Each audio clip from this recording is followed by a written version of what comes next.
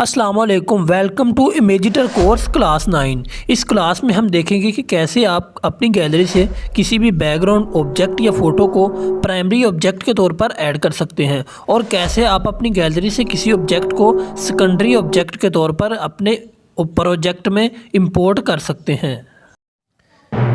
Gallery से किसी भी चीज़ को इमेजिटर में इंपोर्ट करने के दो पर्पस हो सकते हैं। एक तो ये है कि हम उसे प्राइमरी बैकग्राउंड के तौर पर इंपोर्ट करना चाहते हैं और दूसरा ये है कि हम ऊपर सेकेंडरी ऑर्नामेंटल तौर पर ऊपर ऑब्जेक्ट के तौर पर उसे ऐड करना चाहते हैं। अगर आप उसे प्राइमरी बैकग्राउंड के तौर पर इंपोर्ट करना चाहते हैं तो ये लेफ़्ट साइड पे पेज का ऑप्शन दिखाई दे रहा है। हम पेज के ऑप्शन पे टैप करते हैं। यहाँ पे टैप करेंगे तो हमारे पास ये सेकंड नंबर पे आ जाएगा बैकग्राउंड फ़ोटो।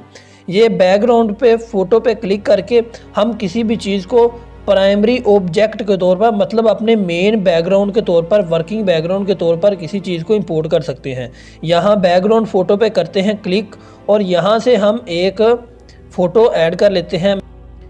मैं ये वाली फ़ोटो ऐड कर लेता हूँ।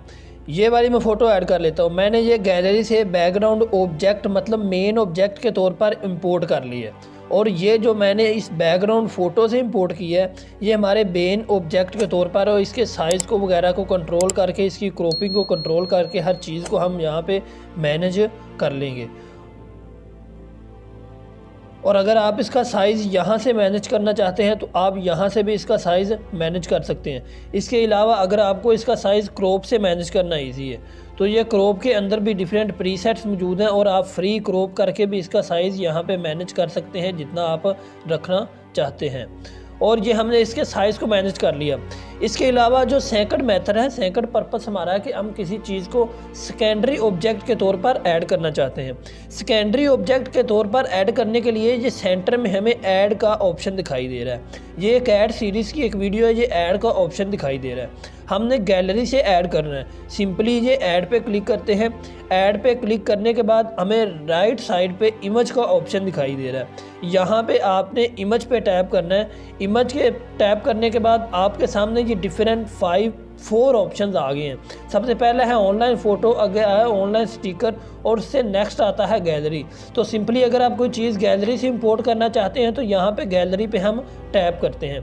गैलरी पे टैप करने के बाद आप उस फोल्डर में चले जाएंगे जहाँ से आप कोई चीज़ इंपोर्ट करना चाहते हैं। तो मैं सिंपली ये जहाँ से इंपोर्ट करना चाहता हूँ तो मैं इसे इस गैलरी के से इंपोर्ट कर लेता हूँ।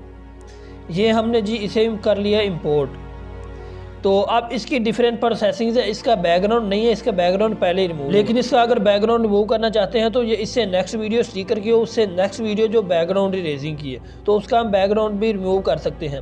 इसके अलावा हम यहाँ से इसे डिफरेंट ऑप्शन है, इसे कस्टमाइज भी कर सकते हैं।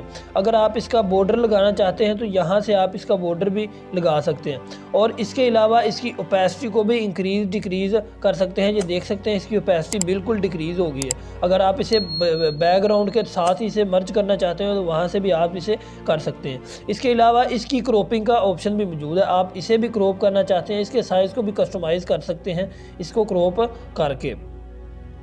इसके अलावा जो हमारे पास ये फंक्शन आता है शैडो का, आप यहाँ पे शैडो भी लगा सकते हैं। शैडो लगाने से भी बहुत ही अच्छी किस्म की लुक आ जाती है। इसके अलावा ये एक आपको ऑप्शन दिखाई दे रहा है टिंट का, TNT टिंट का।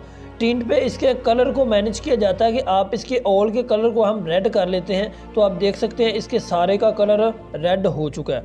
इसके अलावा ये डिफरेंट और भी ऑप्शंस हैं, आप इन्हें कस्टमाइज़ कर सकते हैं। इसके अलावा रोटेट भी कर सकते हैं, आप इन्हें रोटेट करके भी ऐड कर सकते थे।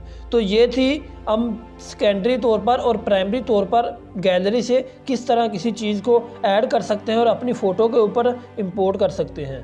Thanks for watching, like, comment and share.